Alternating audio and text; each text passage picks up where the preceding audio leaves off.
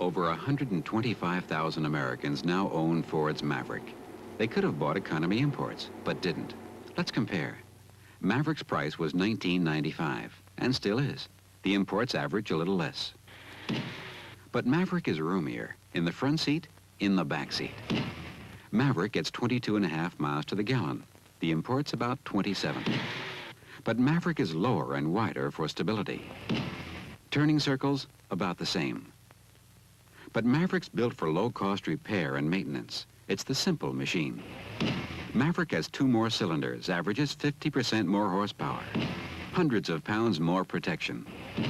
All good reasons why Maverick is the hottest-selling new car ever introduced in America, including the imports. Maverick, still $19.95.